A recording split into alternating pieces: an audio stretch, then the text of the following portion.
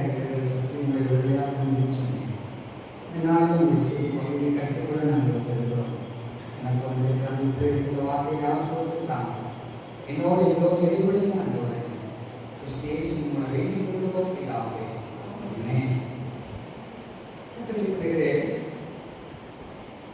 விதமாய் ஆஸ்திரேலியாவில் நடந்த ஒரு சம்பவம். அது என்ன விசித்திரமான ஒரு சம்பவம். ஒரு ஆட்டு திருடனை கையில் களவுமாய் பிடித்து விட்டார்கள். அந்த கேஸ் கோர்ட்டுக்கு வந்தது. அப்பொழுது ஒருத்தர் சொல்கிறார் அது என்னுடைய ஆடு என்று சொல்கிறார், மற்றொருத்தர் சொல்கிறார் அது என்னுடைய ஆடு என்று சொல்கிறார். மனிதராக இருந்தால் நாங்கள் கேட்டு தெரிஞ்சுக்கலாம், அது ஆடு, அது என்ன தெரியும். இந்த கேஸ் சில நாட்கள் போனது. சரி, கடைசியாக தீர்ப்பு சொல்ல வேண்டிய நாள். அப்பொழுது நீதிபதி என்ன செய்தார், அந்த ஆடுகளை கோர்ட்டுக்கு கொண்டு வந்தார். ஆனால் அது மறைத்து வைத்திருக்கிறார். ஒரு அறையிலே அந்த ஆடுகள் மறைத்து வைக்கப்பட்டிருக்கிறது. இப்பொழுது அந்த ஆடு என்னுடைய என்று சொன்ன அந்த மனிதரை போட்ட அந்த கூண்டிலை ஏற்றி உன்னுடைய ஆடுகளை கூப்பிடுவாய் என்று சொன்னான். அவன் நினைச்சேன் இங்கே ஆடு இங்கே வந்திருக்க போது நினைச்சு அவனுக்குரிய ஒரு சத்தத்தை உண்டாக்கி அவன் சத்தமிட்டு கூப்பிட்டான். எந்த ஆடும் அங்கே வரவில்லை. சரி, நீ இறங்க என்று சொல்லிவிட்டார். அடுத்தது என்னுடைய ஆடு என்று சொன்ன அந்த பரிசாற்றப்பட்ட அந்த மனிதனை கூட்டில் ஏற்றினார்கள். அப்பா நீ ஆட கூப்பிடு அப்படின்னார் அந்த நீதிபதி. அவன் ஒரு விதமான விசில் சத்தம் கொடுத்தான். அந்த ஆடுகள் அந்த அறைக்குள்ள இருந்து வேகமாய் தடுத்ததுன்னு சொல்லி அந்த கோர்ட்டுக்குள்ள ஓடி வந்தது. அந்த நீதிபதி சொன்னார், இவன் தான் இந்த ஆடுகளை மேய்ப்பன் என்று சொன்னார். வேதம் சொல்கிறது ஆடுகள் மேய்ப்புடைய சத்தத்தை அறியும் என்று சொல்லி அப்படின்னா இந்த கேஸ் முடித்து வைக்கப்பட்டது. பத்திரிகைகளே, இன்றைக்கு ஏன் நமக்கு நிறைய குறைவு என்று சொன்னால் நாம் நம்முடைய மேய்ப்பனை மேய்ப்பனாய் அறியாததினாலே தானே. அங்கே 23:1 சொல்கிற சங்கீதத்திலே கர்த்தரின் மேய்ப்பராய் இருக்கிறார், நான் தாழ்ச்சி அடையேன். நம்முடைய மேய்ப்பரை நாம் அறியாததினாலே தானே, நம்முடைய இக்னோரன்ஸ்னாலே தானே நம்மளுக்கு தாழ்ச்சி இருக்கிறது, குறைவு இருக்கிறது. கத்திரிகளே, இதனாலே அந்த நல்ல மேய்ப்பின் சத்தத்தை நான் எப்படி அறிவது, அதுதான் நீங்கள் நான் கற்றுக்கொள்ள போகிறோம். இந்த வேதத்திலே 200 தடவை நம்மை ஆண்டவர் ஆடுகள் என்று சொல்கிறார், தன்னை அவர் மேய்ப்பன் என்று சொல்கிறார். அப்போ நீங்கள் நான் ஆடுகள் என்று சொன்னால் அந்த மேய்ப்பனின் சத்தத்தை அறிவது அவசியமான ஒன்று. இங்கே 2 பகுதிகள் உண்டு. சங்கீதம் 23, அடுத்து யோவான் 10 வாசித்தோம். 2 பகுதிகளிலே கர்த்தருடைய பிள்ளைகளே நல்ல மேய்ப்பன் சத்தத்தை அறிவதை குறித்து நாம் படிக்க போகிறோம். நிறைய நேரங்கள் இந்த சங்கீதம் 23 மரண வீட்டில் வாசித்து அது செத்தவர்களுக்கான சங்கீதமாய் ஆகிப்போனது. ஆனால் இந்த சங்கீதம் 23 மரித்தவர்களுடைய சங்கீதம் அல்ல, உயிரோடு இருக்கிறவர்களுடைய சங்கீதம். ஏன் சொன்னால் still Jesus is a good shepherd. ஏன் இன்றைக்கும் இந்த சங்கீதம் 23 உயிரோருக்கான சங்கீதம் என்று சொன்னால் இயேசு இன்றைக்கும் அவர் நல்ல மேய்ப்பராக இருக்கிறார். அப்படித்தான் வேதம் சொல்கிறது. கத்திரிகளே, நம்ம வேதம் நீங்க ஒரு சிங்கம், நீங்க ஒரு புலி, நீங்க ஒரு கரடி, நீங்க ஒரு யானை நம்மளை சொல்லல. ஆனா அவர் சொல்கிற நம்மளை ஆடுகள் என்று சொல்கிறார். ஆடுகள் இடத்திலே பெருமைக்குரிய காரியம் எதுவும் இல்லை. பார்த்தீங்கன்னா goat like a sheep is not a smart animal. ஒரு விதமான என்ன சொல்றது, மதியமான மிருகம் எடுத்தான் சொல்ல வேண்டும். ஏன் சொன்னா நீங்க பார்க்க சர்க்கஸ்ல எல்லா சிங்கப்புலி கட்டிலாம் கூட பழக்கப்படுத்திடுவாங்க, அது சொல்றபடி செய்யும். யானை கூட சர்க்கஸ்ல அங்க பழக்கப்படுத்திருப்பாங்க. ஆனா அந்த ஆடுகளை பழக்கப்படுத்தவே முடியாது. ஏன்னா நீ 100 தடவை சொல்லிக் கொடுத்தாலும் 101 தடவை அந்த பழைய கருத்துதான் செய்யும், அது மறந்து போகும். எனவே கத்திரிகளை ஆண்டவர் உங்களை இன்னைக்கு அந்த ஆடுகள் என்று சொல்கிறார். வேதத்தில் நம்முடைய மூதாதையர்கள் பார்த்தீங்கன்னா ஆபிரகாம், ஈசாக்கு, யாக்கோபு, மோசே, தாவீது இவர்கள் எல்லாம் ஆடு மேய்க்கிற தொழிலை கொண்டவர்களாக இருந்தாங்க. ஆடு மேய்க்கிறது யாருடைய வேலை? ஆடு மேய்க்கிறது யாருடைய வேலை? ஆடு மேய்க்கிறது ஆண்களுடைய வேலை இல்லை, அது உமன் ஒர்க். ஏன்னா ஆண்களுக்கு அதை விட முக்கியமான வேலை இருந்துச்சு அந்த நாட்கள். நீங்க வேதத்தில் பார்த்தீங்கன்னா ஆதியாகமத்தில் நீங்க உங்களுக்கு தெரியும் 29ல ராகேல் தன் தகப்பனுடைய ஆடுகளை அவர் மேய்ச்சிட்டு வாரா. யாக்கோபு அந்த தொடர்புடைய கல்லை திறந்து தண்ணீர் கொடுக்குறார். ஸோ ஆடுகள் மேய்க்கிற தொழில் ஆக்சுவலாக பார்த்தீங்கன்னா பெண்கள் தான் ஆதி காலத்தில் செய்தாங்க. என்று சொன்னால் அது ஒரு முக்கியமான வேலை அற்றதாக கருதப்பட்டது. சரியா? அதுதான் முக்கியமாக. அடுத்து ஆடு மேய்ப்பது தாழ்வான வேலை. ஒரு சப்பனிங் ஹாம்பிள் ஜாப், டர்ட்டி ஜாப், வேற என்ன சொல்லலாம், ஒரு டர்ட்டி ப்ரொஃபஷன், ஒரு அழுக்கான ஒரு வேலை ஆடு மேய்ப்பது என்று சொல்லியிருக்கிறீர்களே. எனவேதான் இயேசு கிறிஸ்து இந்த தாழ்மைக்கு அடையாளமாய் தன்னை குட் ஷெப்பர்ட் என்று சொன்னார். நான் நல்ல மேய்ப்பன் என்று சொன்னேன். என்று சொன்னால் அந்த தாழ்மையிலே தன்னுடைய அந்த பராமரிப்பு பாதுகாக்கிற அந்த தன்மை வெளிப்படுத்தும்படியாக இயேசு கிறிஸ்து தன்னை தாழ்மைப்படுத்த தொழிலும் கூட பிறப்பில் மட்டுமல்ல தன்னுடைய தொழிலாளர்களுடைய ஆடு மேய்ப்பவர்களை போல நான் குட் ஷெப்பர்ட் என்று சொன்னார். நான் நல்ல மேய்ப்பன் என்று சொன்னார். கருதுகிறேன். இந்த சங்கீதம் 23 நீங்கள் வாசித்து பார்த்தால் இதுக்கு நிறைய நாமங்களை வைத்து நாம் பாட்டு பாடினோம். அந்த நாமங்கள் எல்லாம் சங்கீதம் 23 இருக்குது. முதலாவது கர்த்தர் மேய்ப்பராய் இருக்கிறார். அது யெகோவா ரோகி. நான் தாழ்ச்சியடே யெகோவா ஈரே. அவர் என்னை புல்லுள்ள இடங்களில் மேய்த்து அமர்ந்த தண்ணீர் கண்டீரை கொண்டு போய் விடுகிறார். யெகோவா ஷாலோ. பார்த்தீங்கன்னா இந்த என்னை புல்லுள்ள இடங்களில் மேய்த்து அமர்ந்த தண்ணீர் சொல்லும்போது உங்களுக்கு எனக்கு ஒரு கற்பனை, அழகான புல்வெளி, அது ஆடு நல்லா தின்னு கொழுத்து போயிருக்கிறது. அப்படி இல்லை. அந்த படம் அந்த முதல் படம் ஆடு புல்வெளியை மேற்படம் போடுங்க உங்களுக்கு. இப்படிதான் நம்ம நினைக்கிறோம். அந்த ஆடு என்ன செய்யுது, நல்ல புல்லுள்ள வெளியில மேய்ஞ்சிட்டு சொல்லி. இந்த ஆடுகளை இந்த மாதிரி புல்லுள்ள வெளியில மேய்க்கும் போது அது அங்கதான் மேய் நினைக்கிறீங்களா? பக்கத்து வயிறு தாவிடும். அந்த செடி கொடி போட்டவங்க அடிச்சு துரத்துருவாங்க. பையன் செடியெல்லாம் ஆடி போன்னு சொல்லி துரத்திடுவாங்க. இது வந்து கற்பனை. அந்த அர்த்தத்தை காட்டுங்க.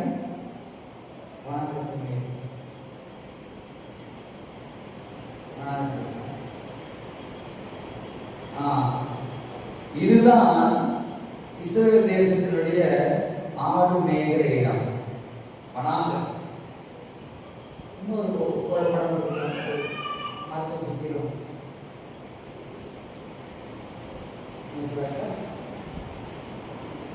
இப்படிதான் தண்ணி குடிக்கும். அந்த மார்க்கெட்டுக்கு அந்த தண்ணி குடிப்பாங்க.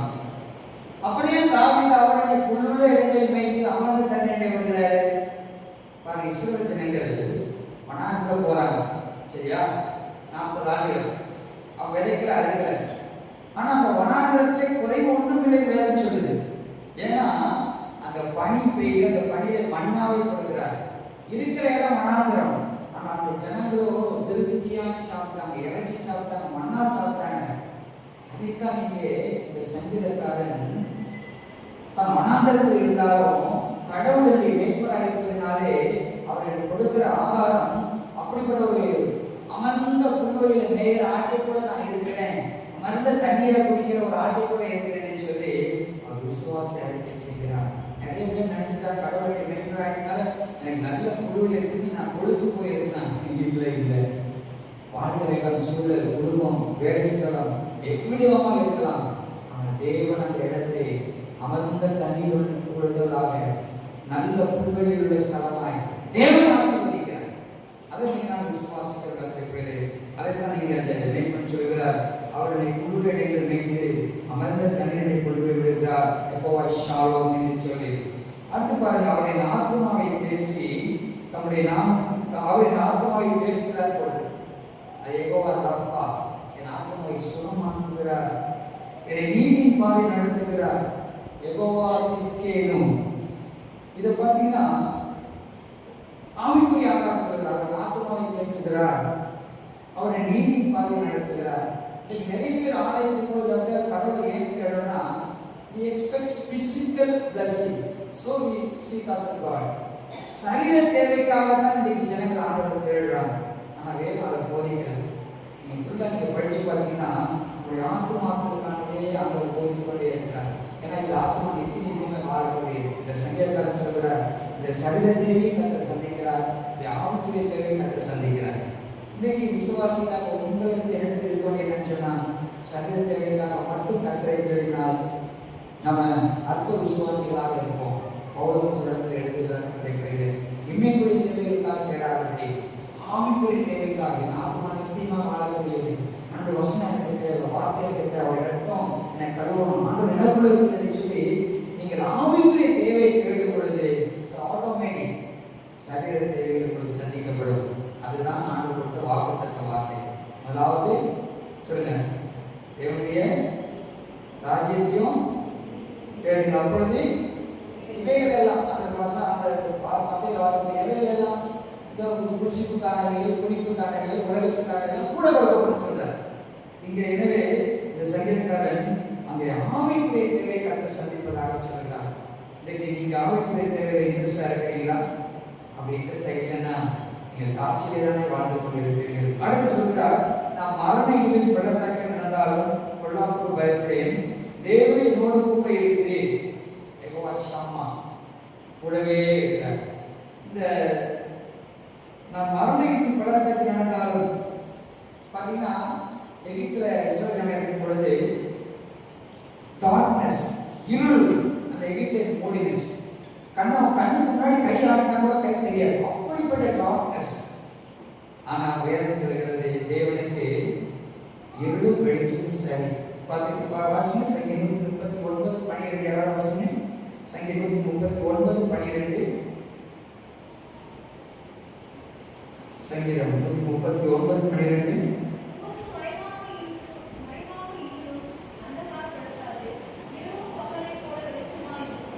நன்றி. தேங்க்யூமா. அங்கே இரவும் பகலை கூட வெளிச்சமா இருக்கும். அப்புறம் சங்கீதத்தை என்ன சொல்றாரு, இருட்டாயிடுச்சுன்னா டக்குனு இருட்டாயிடும், ஆடு மாடை பற்றி போற கஷ்டம். திடீர்னு அந்த இடத்துல காட்டு விரைவு வந்துடும். நான் மரணை படத்தை நான் கொள்ளாம பயப்படுறேன், தேவி கூட இருக்கு, உனக்கு இருளும் வெளிச்சமும் சமம். அப்ப கடவுள் கூட இருக்கிறது. இருளிலிருந்து இந்த உலகத்திலே எந்த இருளும் என்னை அந்தகாரப்படுத்தாது, இருள் வெளிச்சம் தேவனுக்கு சரி என்று சொல்லி அங்கே சங்கீதக்காரர் அறிக்கை செய்கிறார்.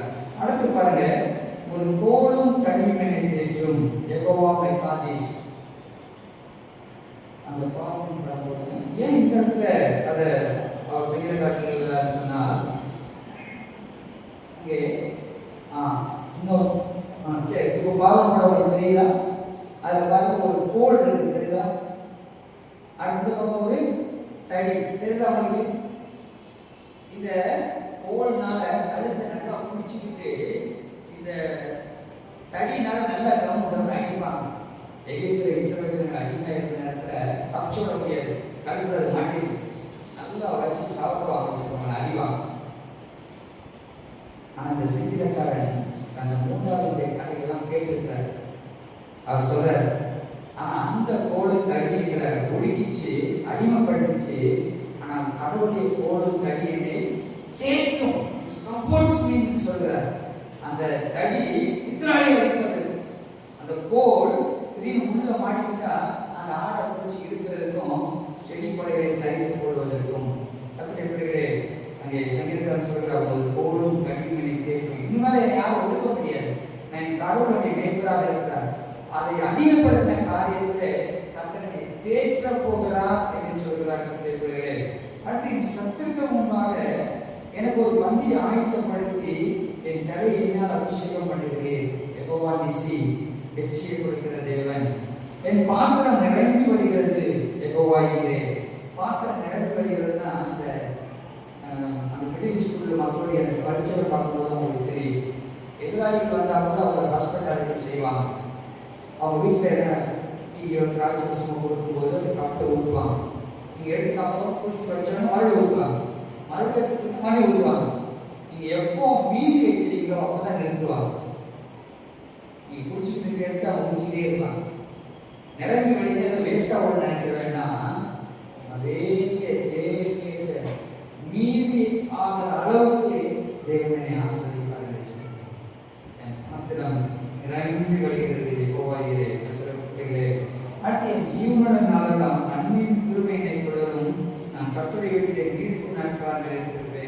யெகோவா ஷம்மா, நான் கர்த்தருடைய நீடித்த நாட்களாய் நிலைத்திருப்பேன். அங்கே தாவீது காலத்தில் ஆலயம் கட்டப்படலை. சாலமோன் ஆலயம் கட்டினார். அவர் தன்னுடைய வீட்டை என்னுடைய ஆலயமாக கருதுகிறார். அப்படி இல்லை, தேவன் தங்கியிருக்கிற வீட்டிலே நீடித்த நாட்கள் நிலைத்திருப்பேன். நன்மை கிருபையும் என்னை தொடர்பு சொல்லும் பொழுது நம்முடைய இம்பாக்ட், நான் செய்த நீதியோ அநீதியோ அதை குடும்பத்தை தங்கியிருக்கிற கருத்துக்களே ஆண்டவர் தலைமுறையும் தேவன். நாம் செய்கிற காரியங்கள் நிச்சயமாய் என் சந்ததியை தலைமுறையை அது பாதிக்கிறது. தாவீது நிமித்தமாய் நம்முடைய ஜனங்களுக்கு அவருடைய பிள்ளைகளுக்கு தேவன் தேவை செய்தது போல நீங்கள் தேவ நீதியை நடக்கும் பொழுது உங்கள் நிமித்தமாய் உங்கள் பிள்ளைகள் ஆசிரியப்படுவார்கள். அதை தன் கர்த்தருடைய நீதிக்கு நிலைத்திருப்பேன், அவர் நன்மையும் பெருமையும் என்னை தொடரும் என்று சொல்லி இந்த வாக்குத்த வசனம் நீங்க சிஎம் படத்தை பார்த்தா உங்களுக்கு தெரியும். கர்த்தர் என் மெய்ப்பராக இருக்கிறார், நான் காய்ச்சல். கர்த்தர் என்று சொல்லி தேவனை முதலாவது காக்க வைக்கிறோம். என் மெய்ப்பர் என்று சொல்லி ஒரு பர்சனல் ரிலேஷன்ஷிப், ஒரு உறவை உண்டாக்கி கொள்ளுங்கள். உங்களுக்கும் கடவுளும் நல்ல உறவு உண்டா? ஏதாவது செய்யும் பொழுது என் தேவன் இதை ஏற்றுக்கொள்வாரா? நீங்கள் செய்யும்போது அவர் நம்மோடு இடைபட முடியும். ஒரு உறவு, தனிப்பட்ட ஒரு உறவு தேவனோடு நம்ம உண்டாக்கி கொள்ள வேண்டும். மூன்றாவது பாருங்க, நான் காய்ச்சல். அப்போ கடவுளை பாராட்டு அவரை மெய்ப்பராக இருக்கும் பொழுது எனக்கு காட்சி இல்லை. இந்த சங்கீதம் 23 அதைத்தான் உங்களுக்கு எனக்கு போதிக்கிறது. அவர் யெகோவா நிசி, யெகோவா ஈரே, யெகோவா சம்மா, யெகோவா ரப்பா, இதெல்லாம் கர்த்தரை நாமங்கள் அதில் இருக்கிறது. எனவே ஒவ்வொரு மணி சங்கீதம் வாசிக்கும் பொழுது அதை மனதில் கொண்டவர்களாக சங்கீதத்தை வாசிக்கும் கர்த்தரை பிள்ளைகளை இதை வாசித்த 2வது யோவான் 10ஆம் அதிகாரத்தை பாருங்கள். இங்கே முதல் வசனம் சொல்கிறது. யோவான் 10 முதல் வசனம் எடுத்துட்டீங்களா? மெய்யாகவே மெய்யாகவே நான் உங்களுக்கு சொல்கிறேன். அப்ப என்ன அர்த்தம்னா, உண்மையாகவே உண்மையாகவே சத்தியமாகவே நான் சொல்கிறேன் என்று சொல்ல அர்த்தம். இந்த யோவான் 8 முதல் 10 வரை படிச்ச 8ஆம் அதிகாரத்தில் அவரை கல்லெடுத்து கொள்ள பார்க்குறாங்க. 9ஆம் அதிகாரத்தில் ஒரு குருடனை ஆண்டவர் சுகமாக்க பிறகு குருடனை அவன் தன்னை சுகமாக்கினவரை மேசியா என்று அவன் அறிக்கை செய்ததுனாலே தேவாலயத்தில் புறம்பாய்க்கிறாங்க. அப்போ ஆண்டவர் அவங்களுக்கு ஓமைகளால் கற்பிக்கிறார். நான் தான் மெய்யான நல்ல மேய்ப்பன் என்று சொல்லி. ஏன்னு சொன்னால் அந்த வேத பாடல் பரிசெயர் மெய்ப்பனாக இருந்தாங்க, ஆனால் ஜனங்களுக்கு நல்ல மெய்ப்பனாக இல்லை. எனவே தான் அந்த 6வது வசனத்தில் வாசிக்கும் போது இந்த ஓமி இயேசு அவர்களை சொன்னார், அவர்களோ அவர் சொன்னவின் கருத்தை அறியவில்லை. அந்த ஜனங்களுக்கு இயேசு தன்னை மெய்யான மெய்ப்பன் நல்ல மெய்ப்பன் என்று சொன்ன கருத்துக்கள் அறியாததாலே அதுக்கப்புறம் 7லிருந்து அந்த அதிகாரம் முடிகிற வரைக்கும் அது விளக்கம் கொடுக்கிறார். நான் நல்ல மெய்ப்பன், எவ்விதமாக நல்ல மெய்ப்பன் என்று சொல்லி இங்கே விளக்கம் கொடுக்கிறார். பார்த்தீங்கன்னா இந்த 7 sayings இல்லைன்னா அயன் sayings என்று சொல்லி இந்த யோவான் நட்சத்திரம் நூலில் மட்டும் விசேஷமாக சொல்லப்பட்டது. பாருங்க, நான் ஜீவாக்கும் நானே, அடுத்து நான் உலகத்துக்குள்ளே இருக்கிறேன், அடுத்து நானே வாசல், நானே நல்ல மெய்ப்பன், நானே உயிர்த்தெழும் ஜீவனமாக இருக்கிறேன், நானே வழியும் சத்தியும் ஜீவனமாக இருக்கிறேன், நானே மெய்யான திராட்சை செடி. இதெல்லாம் இந்த யோவான் நட்சத்திரங்களை பார்க்க முடியும். அதில் 2 பகுதி, நானே வாசல், நானே நல்ல மெய்ப்பன். இந்த யோவான் 10ஆம் அதிகாரத்தில் கொடுக்கப்பட்டிருக்கிறது. நானே என்ற அர்த்தம் என்ன? வேறு யாரும் இல்லை, நான் மட்டும்தான். அப்படி என்பதாக உண்மையாக இருக்கிறது. அந்த யோவான் 10:1 மெய்யாகவே மெய்யாகவே நான் சொல்லும்போது அர்த்தம் என்னன்னா, மறுக்க முடியாத உண்மை, சத்தியத்தில் சத்தியம், இது பெரிய உண்மை என்று சொன்னால் நான் நல்ல மெய்ப்பன் அப்படிங்கிறேன். யோசித்து பாருங்கள். அங்கே 3வது வசனம் பாருங்கள். யோவான் 10:3 வாசலை காக்கிறவன் அவனுக்கு திறக்கிறான், ஆடுகளும் சத்தத்துக்கு செவி கொடுக்கிறது, அவன் தன்னுடைய ஆடுகளை பேசவே கூப்பிட்டு அவை வெளியே நடத்தி கொண்டு போகிறான். வாசலை காக்கிறவன் இங்கே 2 விதமான ஷீப் ஃபோல்டு, 2 விதமான ஆடுகளை அடைக்கிற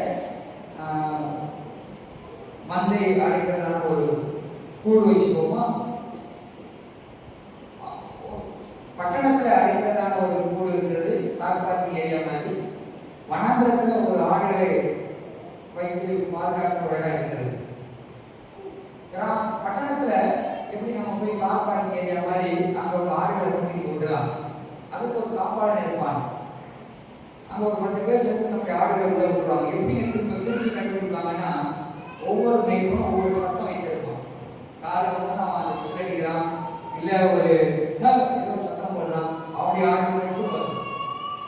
அந்த ஆடுகளை அடிக்கும்போது ஒரு கம்பு போடுவாங்க. அந்த கம்பில் குடிஞ்சு அந்த ஆடுகள் போகும். எந்த ஆடு முடியலையோ அந்த ஆடு சிக்குன்னு அர்த்தம். அதை உள்ள போட மாட்டாங்க, மற்ற ஆடுகள் நோய் வந்துடும். அதை தனியாக பிரிச்சுடுவாங்க, உள்ள அடைச்சிடுவாங்க. வெளியே இருந்து அந்த காலில் வந்து நம்ம எங்கே ஒரு சத்தம் கொடுப்பான். அவனுடைய ஆடுகள் வந்து அவங்க பின்னராக போகுது. பட்டணத்தில் காட்டு பகுதியில் எப்படின்னு சொன்னால், புகைகளில் கொண்டு ஆடுகள் அடைப்பாங்க. புகையுடைய வாசல்ல மேய்ப்பன் உட்கார்ந்துருப்பார். அவருடைய கால அந்த அவர் தான் வாசல்ல அதில் படுத்திருப்பார். அந்த மேய்ப்பனை தாண்டி எதுவும் உள்ள வர முடியாது, மேய்ப்பனை தாண்டி எதுவும் உள்ள போக முடியாது. அந்த ஆடுகளை தன் ஜீவனை கொடுத்து அந்த மேய்ப்பன் காப்பாற்றுவார். ஒருவேளை அந்த புகை எனக்கு அங்கே இல்லைன்னு சொன்னா, சுத்திலும் முள்ளு வெளியை போட்டு நடுவில் ஆட விட்டுட்டு அங்கே மேய்ப்பன் படுத்திருப்பான். அப்படி இல்லைன்னா கல்லுகளை அடுக்காக அடுக்கி அதுக்குள்ள ஆட விட்டுட்டு வெளியில மேய்ப்பன் படுத்திருப்பான். இப்படித்தான் அந்த ஆடுகளை அடைப்பார்கள், பாதுகாப்பார்கள். இங்கே ஆண்டவர் சொல்கிறார், நானே வாசல் அப்படின்னு அர்த்தம் என்னன்னா, 9ஆம் வசனத்துல விளக்கம் இருக்கு பாருங்க. 9 யோவான் 10:9, நானே வாசல், என் வழியாய் ஒருவன் உட்பிரவேசித்தால் அவன் ரட்சிக்கப்படுவான், அவன் உள்ளும் புறமும் சென்று மேய்ச்சலை கண்டடைவான். நானே வாசல் என்ன அர்த்தம்? நான் ஒருத்தர் தான் ரட்சிப்புக்கான வழி, நான் தான் உங்களை காப்பாற்ற முடியும், உங்க அழிவிலிருந்து காப்பாற்ற முடியும் என்று சொல்கிறார். இந்த பூமியில நீங்களாம் ரட்சிக்கப்படுவது கத்திரப்படுகிறே, அடவாக இயேசு கிறிஸ்துவை தவிர வேற ஒருவரும் இல்லை. அங்கே 10ஆம் வசனம் சொல்கிறார்கள், திருடன் திருடவும் கொல்லவும் அழிக்கவும் வருகிறானே அன்றி வேறு ஒன்றுக்கும் வரான், நானும் அவைக்கு ஜீவன் உண்டாயிருக்கும், அது பரிபூரணப்பட வந்தேன். நல்ல மேய்ப்பன் ஆடுகளுக்காய் தன் ஜீவனை கொடுக்க ஆயத்தமாக சொல்கிறார். இந்த நல்ல மேய்ப்பன் 3 குணாதிசயங்கள். ஒன்று, முதலாவது நானே நல்ல மேய்ப்பன் ஆடுகளுக்காய் தன் ஜீவனை கொடுப்பதாக சொல்கிறார். இரண்டாவது பாருங்கள், இந்த நல்ல மேய்ப்பன் ஆடுகளை நேசிக்கிறார். He loves his sheep. பாருங்க, மத்தேயு 9:36 போட்டிருக்கு. மத்தேயு 9:36, அவர் திரளான ஜனங்களை கண்ட பொழுது அவர்கள் மேய்ப்பனில்லாத ஆடுகளைப் போல தொய்ந்து போனவர்களும் சிதறப்பட்டவர்களுமாய் இருந்தபடியால் அவர்கள் மேல் மனதுருகி என்று சொல்லி, அடுத்து யோவான் 10:28 சொல்கிறாரு, ஒருவன் அவைகளின் கையிலிருந்து பறித்துக் கொள்வதும் இல்லை என்கிறார். முதலாவது ஆடுகளுக்கு ஜீவனை கொடுக்கிறார் நல்ல மேய்ப்பன். இரண்டாவது ஆடுகளை நேசிக்கிறார். மூன்றாவது ஒன்று செய்கிறார் பாருங்கள், இந்த ஆடுகளை மேய்ப்பன் ஒன்று சேர்க்கிறார்.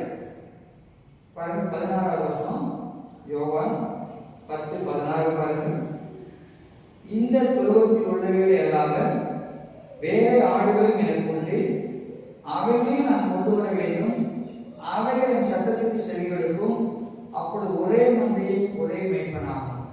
அப்போ இந்த துருவத்தில் வேறு ஆடுகள் யாரு? நீங்கள் நான் தான் கர்த்தருடைய பிள்ளைகள், புறஜாதியார். ஆண்டோட நோக்கம் என்ன? இஸ்ரவேல் ஜனங்களை மனதிரும்ப பண்ணி, எப்படி ஆபிரகாமை தேர்ந்தெடுத்து அவர் மூலமாய் தேசங்களை ஆஸ்வதிக்க விரும்பினார், அதே போல இஸ்ரவேல் ஜனத்தை தெரிந்து கொண்டு இவர்கள் மூலமாய் உலகத்தை ரட்சிக்க விரும்பினார், சுவிசேஷத்தை அறிவிக்க விரும்பினார். நான் அவர்களோட இயேசு கிறிஸ்துவை நேசிக்க வேண்டாம் ரிஜெக்ட் பண்ணிட்டாங்க. எனவே இந்த புறஜாதியாரை சந்திக்கும்படியாக ஆண்டவர் பார்த்தீங்கன்னா அவ்வளோ போஸ்தலன் பேதுரு போன்ற ஊழியர்களை அவர் எழுப்பினார். அதுதான் சொல்கிற, இந்த துருவத்தில் உள்ளவர்களே இல்லாமல் வேற ஆடுகள் தான் நீங்கள் நான் கர்த்தருடைய பிள்ளைகளே. நீங்கள் நான் அந்த மேய்ப்பனை எவ்விதமாக எனக்கு அங்கீகரித்திருக்கிறோம் நாம் யோசித்து பார்க்கலாம். அங்கே கலாத்தியர் 3:28-29 சொல்கிறது. கலாத்தியர் 3:28-29, யூதன் என்றும் கிரேக்கன் என்றும் இல்லை, அடிமை என்றும் சுயாதீனம் என்றும் இல்லை, ஆண் என்றும் பெண் என்றும் இல்லை, நீங்கள் எல்லாரும் கிறிஸ்து இயேசுக்குள் ஒன்றாயிருக்கிறீர்கள். நீங்கள் கிறிஸ்துவுடையவர்களானால் ஆபிரகாமின் சந்ததியாராயும் வாக்குத்தத்தத்தின்படியே சுதந்திரராயும் இருக்கிறீர்கள். அதுக்கு தொழுவத்தில் இல்லாத ஆடுகளாக நாம் இருந்தோம். ஆனால் இயேசு கிறிஸ்து நம்மையும் தொழுவத்தில் சேர்த்துக் கொள்ளும்படியாக தந்த பூமியில வந்தார். இந்த நல்ல மேய்ப்பன் ஆடுகளை தன்னோடு கூட மட்டுமல்ல, ஒவ்வொரு ஆடையும் ஒவ்வொரு ஆட்டோட, சரியா, இந்த நல்ல மேய்ப்பன் ஆடுகளை தன்னோடும் ஒவ்வொரு ஆளும் மற்ற ஒவ்வொன்றோடும் ஐக்கியமாகும்படி செய்கிறார். எனவே இந்த யூதர்கள் புறஜாதியாரை வெறுக்க முடியாது, புறஜாதியார் யூதர்களை வெறுக்க முடியாது, ஒரு விசுவாசி இன்னொரு விசுவாசி வெறுக்க முடியாது, ஒரு விசுவாசி ஊழியரை வெறுக்க முடியாது, ஊழியர் விசுவாசியை வெறுக்க முடியாது. என்று சொன்னால் நாம் எல்லாரும் ஒரே மந்தையும் ஒரே மேற்கொள்ளக்கூடியவர்களாக நாம் இருக்கிறோம் என்று சொன்னால் வேறு சொல்கிறது கிரேட் கமிஷன், உலக தரிசனம், உலகம் எங்கும் போய் சகல சிஸ்டம் சுவிசேஷ அறிவியை சொல்லியிருக்கிறார். அதில் எல்லாரும் சேர்க்கப்பட்டிருக்கிறார். யூதரும் புறஜாதியாரும் ஆணும் பெண்ணும் எல்லாரும் சேர்க்கப்பட்டிருக்கிறார். எனவே இந்த மெய்ப்பெண் நம்ம எல்லாரும் ஒன்று சேர்க்கும்படியார் அவர்கள் பூமியில் வந்தார். அவர் ஒருவரையும் சேர்த்துக் கொள்ளாதவர் அல்ல, ஒருவரையும் வெறுக்க செல்லுகிறவரும் அல்ல. நம்முடைய மெய்ப்பெண் நல்ல மெய்ப்பெண் கத்திரை. எனவே இன்றைக்கு நீங்கள் அறிந்துகொள்ளக்கூடிய சத்தியம் இயேசு மட்டுமே வழி ரட்சிக்கப்பட, மற்ற மெய்ப்பர்கள் எல்லாம் அழிக்கும்படி வந்திருக்கிறார்கள். அடுத்து 100% நல்ல மெய்ப்பனாக இயேசுவை நீங்கள் நான் சார்ந்து கொள்ளும்போது மட்டுமே நம்முடைய குறைவுகள் நிறைவாகும் கத்திரை பிள்ளைகளே. அடுத்து ஆவிக்குரிய ஆசீர்வாதத்தை தேடுகிறோமா, இல்லை சரீர தேவை மட்டும் தேடுகிறோமா? நீங்கள் நான் ஆவிக்குரிய ஆசீர்வாதத்தை தேடுவோம், சரீர தேவைகள் சந்திக்கப்படும் கத்திரை பிள்ளைகளே. ஒரு உலக பிரசித்தி பெற்ற ஒரு காரியத்தை நீங்கள் கேள்விப்பட்டிருப்பீங்க ஏற்கனவே. ஆதி நாட்கள் இப்பொழுதுதான் நிறைய சினிமா தேட்டர், கம்ப்யூட்டர், என்டர்டெயின்மெண்ட் நிறையா வந்துருச்சு. ஆதி நாட்களில் சில இடங்களில் கொட்டகை போட்டிருப்பாங்க, அங்கே நாடகம் நடக்கும், அதெல்லாம் நடித்து காண்பிக்கப்படும். இப்போ கூட சில இடத்துல அது இருக்கு, நோவா பேட கட்டுற மாதிரி, அப்புறம் சகை கேட்குற மாதிரி நாடகம் நடித்து கொண்டு இருக்கிறாங்க. அந்த மாதிரி வேஷம் போட்டு நடிப்பாங்க. அப்படி ஒரு நாடக மேடைக்கான கூட்டத்தார் வந்திருக்கிறாங்க. அப்போ ஒரு அம்மா திடீர்னு சங்கீத 23 பாடலாக பாடினார்கள். எல்லாரும் எதிர்த்து கரங்களை தட்டி அந்த தாயாரை பயங்கரமாக வாழ்த்தினாங்க. அப்புறம் இன்னொருத்தர் வந்தார், அந்த சங்கீதத்தை அவர் மனப்பாடமாக சொன்னார். வெளிதேசங்களில் மனப்பாடம் பண்ணுறது ரொம்ப கிடையாது. ஆனால் அதுக்கும் பயங்கர சந்தோஷம். ஆகா, சங்கீத 23 மனப்பாடம் சொல்லிட்டு எல்லாரும் நல்லா கை தட்டினாங்க. அவருக்கு அது முடிகிற நேரம் அங்கே ஒரு ஊழியக்கார், அவர் ரிட்டையர்ட் மாஸ்டர், அவர் கம்பெனிக்கு வந்தார். நடக்கவே சிரமம். அவர் ஏறி வந்து அந்த மேடை ஏறி அந்த சங்கீதம் 23 அவர் சொன்னார். நேரம் கரவாசம் தட்டி கை தட்டி ஆர்ப்பரித்து அந்த கூட்டம் அழுதார், கண்ணீர் விட்டு அழுதார். பசுத்த ஆவி அந்த ஸ்தலத்தை நிரப்பும். இப்படிப்பட்ட ஒரு நல்ல மேய்ப்பர், ஆத்மாவை தேர்ச்சிக்கிறவர், என்னோடு கூட வாழ்நாள் முழுவதும் இருக்கிறவர், எப்பேற்பட்ட மரண பள்ளத்தாக்கில் எப்பொழுதும் நடத்துகிறவர், அந்த மேய்ப்பர் எனக்கு வேண்டும் என்று சொல்லி அநேகர் இன்றைக்கு அந்த ஊழியக்காரர்கள் சங்கீத்தை சொல்லக்கூடிய கத்திரிக்கையிலே அழுதார். இங்கே நல்ல மேய்ப்பர் சொல்வது அகாதே ஷெப்பர்ட், நல்ல மாரல் ஸ்டாண்டர்டுடைய மேய்ப்பர் என்று சொல்லி அர்த்தம். கலாஸ் ஷெப்பர்ட், லவ்லி எக்ஸலன்ட் ஷெப்பர்ட் என்று சொல்லி அர்த்தம் கத்திரிக்கையிலே. ஆண்டவர் சொல்ற மெய்யாகவே மெய்யாகவே நான் உங்களுக்கு சொல்கிறேன், நானே நல்ல மேய்ப்பன். இயேசுடைய நல்ல மேய்ப்பனாக இருக்கிறார். சங்கீதம் 23 ஒருவேளை பாராட்டப்பட்டதா இல்லாட்டால் கண்ணீரை வரவழைக்கிறதா? ஜெபிப்போம்.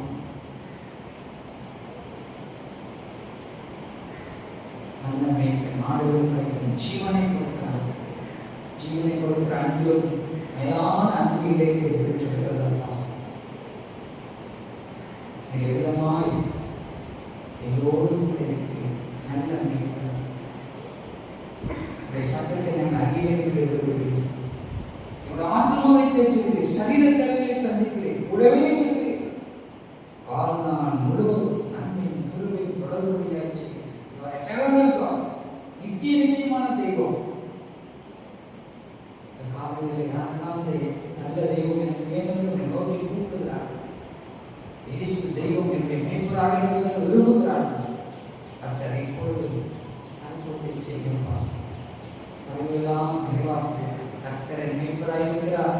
நான் தாழ்ச்சியதிலே இந்த குறை ஒன்றுமில்லை என்று சங்கீதக்காரனை போல இருக்கிற ஒவ்வொருவரும் அறிக்கை செய்து மாட்டோம். தந்தைகளெல்லாம் சொல்லித்தான், நீதான் நல்ல மேய்ப்பன், எங்களுக்காக ஜீவனை கொடுத்தவர்.